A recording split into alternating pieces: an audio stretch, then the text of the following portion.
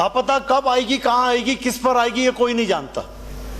किस रूप में आएगी, चाहे भूकंप हो, चाहे बादल फटने से हो, चाहे आगजनी हो, हमें क्या तैयारी हमने कर रखी है, इसके पर किसी ने भी कोई विचार नहीं रखा, दोनों पक्षों में से। हमारे राज्य की क्या तैयारी है ऐसे आपदाओं को निपटाने के लिए, निपटने के लिए, ये एक बहुत बड़ा चिंता का विषय है। माननीय अध्यक्ष जी, मैं ये जानना चाहता हूं कि अगर इससे भी भयंकर आपदा आ जाए तो क्या करेंगे, हमारी क्या तैयारी है और हम क्या करेंगे, हमारे सरकार की क्या तैयारी है। क्या हम फिर केंद्र की ओर नजरें उठा करके चलेंगे, क्या हम अपने आप को आत्मनिर्भर करेंगे, इस राज्य को इसी तरह से तैयार करेंगे कि हमें किसी के आगे जाने की आवश्यकता ना पड़े। तो मैं इस सदन में जो भी नुकसान हुआ है उसके बारे में, उसके कारणों के बारे में बताना चाहूंगा कि ये कारण क्या थे और इस कारण के पर क्या चिंता की गई और क्या इसका निवारण किया गया, इसके बारे में कुछ कहूंगा। सबसे पहले जो बड़े बड़े पेड़ है, शिमला में जो आपदा आई, ये पेड़ के गिरने से आई, ना कोई क्रशर से आई, ना कोई नदी से आई, ये आई बड़े बड़े पुराने पेड़ों के गिरने से, जिसकी कटाई पर रोक लगाया गया। तो ऐसे पेड़ों को की पहचान की जाए जो 50-60 साल पुराने और जो खोखले हो चुके हैं, ऐसे पेड़ों को तुरंत काटने की अनुमति दी जाए ताकि ये किसी के मकान पे ना गिरे। और एक पेड़ ऊपर से गिरता है, वो हजारों पेड़ों को लेकर के, मकानों को लेकर के नीचे पहुंचता है। आपके सामने उदाहरण है शिवाड़ी का, जो पेड़ गिरने से हुआ है। दूसरा, जितने नेशनल हाईवेज बन रहे हैं, सारी पहाड़ियां, वर्टिकल पहाड़ियां कटाई कर रहे हैं। इसको वर्टिकल कहीं नहीं कटाई होती है, ये 30 से 45 डिग्री के में कटाई होती है। यहां जितनी भी पहाड़ियां हैं, सारी वर्टिकल पहाड़ियों की कटाई हुई है। ये एक दूसरा मुख्य कारण हमारे सड़क बहने का और नुकसान होने का। तो इसके पर भी कोई ठोस कदम उठाया जाए, पॉलिसी बना जाए। तीसरा, हमारा जियोलॉजिकल डिपार्टमेंट क्या कर रहा है? क्या हमारे जियोलॉजिकल डिपार्टमेंट के पास डाटा है कि हमारे सॉइल की, मिट्टी की स्ट्रेंथ क्या है, हमारे पत्थरों की स्ट्रेंथ क्या है? क्या कंस्ट्रक्शन से पहले क्या यह तय किया जाता है कि जियोलॉजिकल डिपार्टमेंट की रिपोर्ट लगाई जाती है? गांव में, हर जगह, शहरों में मकान के ऊपर मकान, मकान के ऊपर मकान बनाए जाते, एक ही पहाड़ के ऊपर इतना बोझ डाला जाता है कि आज उसका परिणाम आपके सामने है। ये जो लैंडस्लाइड हो रही है उसके कारण हो रही है। तो जियोलॉजिकल डिपार्टमेंट से पूरा डाटा मांगा जाए कि मिट्टी में ताकत कितनी है, कितने वजन उठाने की ताकत है, उस हिसाब से नक्शा पास किया जाए, तब जाकर के ये जो नुकसान हुआ इसमें कमी आएगी। नहीं तो ये नुकसान आगे चल करके बहुत ज्यादा होगा। अगला पॉइंट जो मैं कहना चाहता हूं कि सरकार का क्या कंट्रोल है, डैमों के ऊपर क्या कंट्रोल है, पौंग डैम पे आपका क्या कंट्रोल है, क्या नियंत्रण है? जब बाढ़ आई उस वक्त पौंग डैम की रिपोर्ट है कि सिर्फ 50,000 जो है क्यूसीएस पानी छोड़ रहे थे और पीछे से जो उसका इनफ्लो था वो 7.5 लाख का इनफ्लो था। और रातों रात उन्होंने पानी छोड़ा और पूरा फतेहपुर, इंदौरा, मंड क्षेत्र डुबा करके रख दिया। तो हमारी सरकार का क्या नियंत्रण है इस डैम के ऊपर? मैंने अभी मुख्यमंत्री जी की सुनी बात, नई पॉलिसी इसके बारे में बात कर रहे थे। तो सर, बीबीएमबी के जो डैम है ये भी आप सरकार ले ले, हिमाचल ले ले इसको। 50 साल हो चुके हैं, इस डैम ने बहुत नुकसान किया है, हिमाचलियों की जिंदगी खत्म कर दी है, पूरा कांगड़ा खत्म कर दिया है। तो इसे भी आप ले लें सर। 50 साल हो चुके इस डैम को बने हुए, 55 साल हो चुके हैं। तो ये जो पौंग डैम के कारण जो नुकसान हुआ, तो आपने क्या उससे नुकसान की क्या भरपाई ली आपने? क्या उससे कोई क्लेम किया आपने?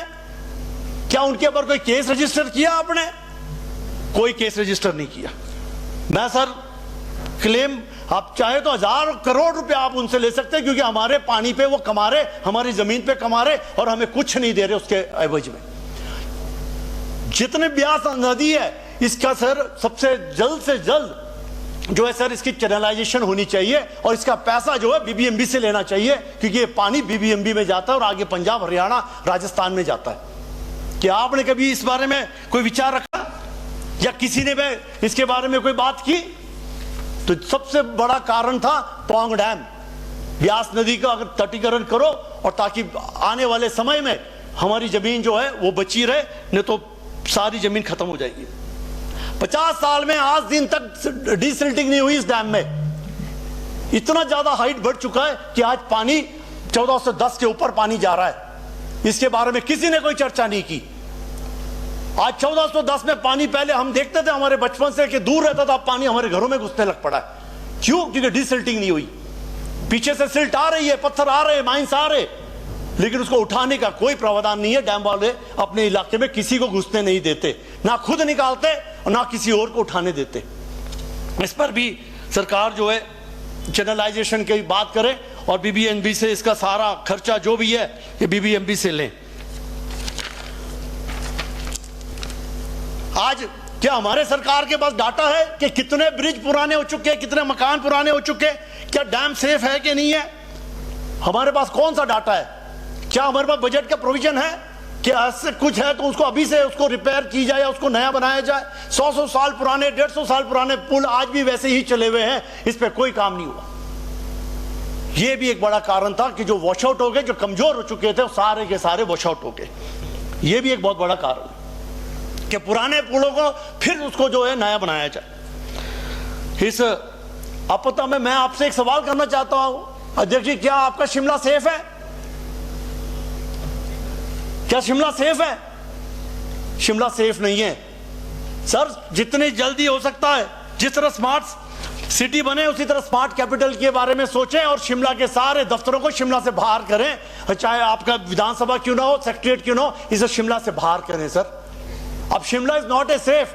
आप रिच पे चले जाओ, आप मॉल पे चले जाओ, आप सभी भवनों के पास देखो सड़कों में क्रैक्स आ रहे हैं। आने वाला समय अगर 1.5 रिक्टर स्केल का भी भूकंप आया, आपका पूरा शिमला नीचे धंस जाएगा। इस बारे में आप अच्छे से एक्सपर्टों को बुलाएं और उसकी रिपोर्ट लें आप, और शिमला एक ऐसा एक प्रपोजल बनाएं कि सारे दफ्तरों को शिमला से बाहर करें ताकि आने वाले समय में कम से कम नुकसान हो। हमने खुद देखा कि हर बार कुछ होता था, हम एनडीआरएफ की टीम का इंतजार करते हैं। ज्वालाजी में अद्वानी में एक स्टोन क्रशर लगा हुआ था जहां 75 वर्कर्स काम कर रहे थे। पानी आया और पूरी रात 40 घंटे बजरे के ढेर पे बैठे रहे और 4 फुट पानी और बढ़ता तो इन 75 लोगों की लाशें मिलनी थी। और 40 घंटे के बाद एनडीआरएफ टीम पहुंची। क्यों संजय जी? 40 घंटे नहीं सर, आने के लिए भी 40 घंटे लगे और 40 घंटे उन लोगों की जान गले में रही। तो क्या हमारे पास एक रेस्क्यू बोट नहीं थी? आज जो हमने रिजर्व पुलिस फोर्स बिठा के रखी है वो किस काम की? जो आपदा में नहीं काम कर सके।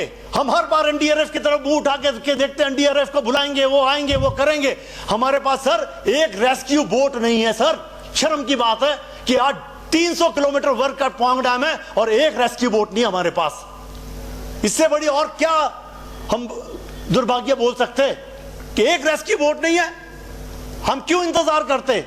तो सर इस पे पॉलिसी बनाई जाए और कम से कम 50 हर जिले में रेस्क्यू बोट रखी जाए कि किसी भी आपदा पे रेस्क्यू बोट हमारे पास अवेलेबल हो और जो रिजर्व पुलिस फोर्स बिठा रखी है उनको ट्रेन किया जाए। तो इस पर आप नीति बनाएं, जल्द से जल्द नीति बनाएं और जो आने वाले समय में जो है वो उसको बचाएं। और एक आखिरी डाटा देना चाहता हूं आपको, जो एक डिजास्टर का डाटा है। आप डिजास्टर मैनेजमेंट राणा जी बैठे, इनसे पूछ सकते हैं। अगर जिला कांगड़ा में 7.5 से 8.5 रिक्टर स्केल का भूकंप आएगा, एक भी मकान नहीं बचेगा, एक भी जिंदगी नहीं बचेगी। और अगर शिमला में 5.5 से 6.5 रिक्टर स्केल का भूकंप आएगा, कुछ नहीं बचेगा। तो मैं आज कृपया करके मैं बोलना चाहता हूं कि इस पे विचार करें और हिमाचल को बचाना है तो आप अच्छी टेक्निकल टीम को बिठाएं, जियोलॉजिस्ट को बिठाएं और कंस्ट्रक्शन के ऊपर कंट्रोल करें। हर पीडब्ल्यू में एक आर्किटेक्ट की नियुक्ति करें जो कि उस डिवीजन के जो भी मकान बनता है उसको वो जो है परमिशन दे, वो भूकंप प्रूफ, अर्थक्वेक प्रूफ वो मकान बने, उसके मिट्टी सॉइल टेस्टिंग हो, जियोलॉजिस्ट की रिपोर्ट हो, तब उसकी कंस्ट्रक्शन करें। नहीं तो सर इसी तरह मकान गिरते रहेंगे, इसी तरह नुकसान होता रहेगा और हम फिर इसी तरह भागते रहेंगे सेंटर के पास कि हमें कुछ दे दो। तो मैंने यही आज अपने विचार रखने थे। और अध्यक्ष जी, माननीय अध्यक्ष जी, आपने मुझे मौका दिया, मेरे जो विचार थे मैंने इस सभा में रखे, आपने समय दिया, आपका बहुत बहुत धन्यवाद। हमसे जुड़े रहने के लिए हमारे YouTube चैनल को सब्सक्राइब करें और नई वीडियो की नोटिफिकेशन के लिए बेल आइकॉन को दबाएं। अगर आप ये वीडियो Facebook पर देख रहे हैं तो लाइक जरूर करें और ज्यादा से ज्यादा शेयर करें। इसी तरह के और भी अपडेट्स के लिए फॉलो करें हमारा Instagram पेज himachal.kesari।